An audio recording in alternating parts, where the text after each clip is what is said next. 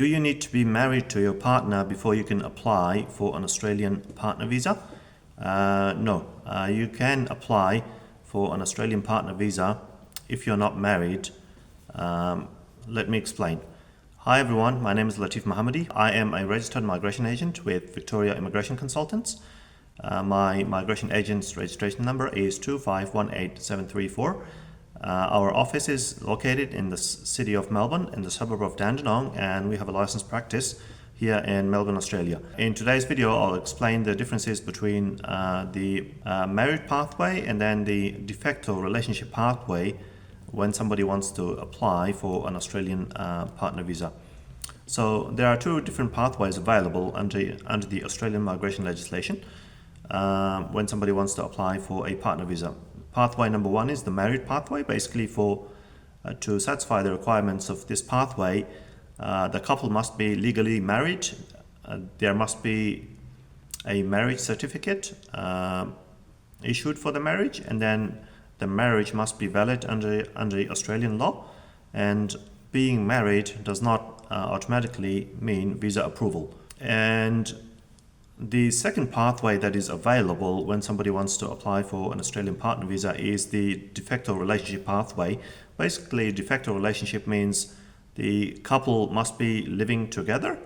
The relationship between them must be genuine and ongoing. And then the couple must have lived together at the same address for at least 12 months prior to application date. And in some situations, there are some exemptions available for the 12-month cohabitation requirement. And then it's important to realize that the Department of Home Affairs assesses both relationships similarly. So similar evidentiary requirements are applied to both pathways. If somebody wants to apply through the married pathway or the de facto relationship pathway, the evidentiary requirements are pretty similar. For example, the financial evidence for the relationship needs to be documented and explained. The living arrangements for the couple needs to be documented and explained. The social aspects of the relationship needs to be documented and explained. And then nature of the commitment the couple has got to each other needs to be documented and explained. The other thing to realize is that de facto couples often need to provide more documentation in their partner visa application to prove that they are in a genuine and ongoing relationship. For example, having joint bank accounts, providing a bank statement would be required.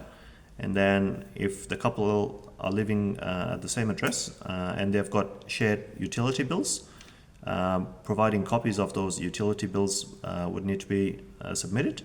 And then if the couple has got, say,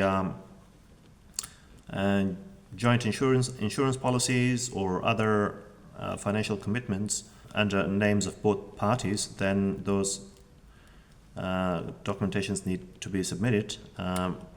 All of these requirements apply to the de facto relationship pathway. And if you want us to assess your partner visa application and the strength and assess its weaknesses and strengths, all you have to do is get in touch with our office. To get in touch with our office, all you have to do is send us a direct message on the social media channel that you're watching this video on, and then you can book a paid consultation. We deliver all of our services through a prepaid and pre-booked consultation session. And then at the consultation session, using our expertise in Australian migration law, we can assist you to the best of our ability and within the limits of the Australian migration law.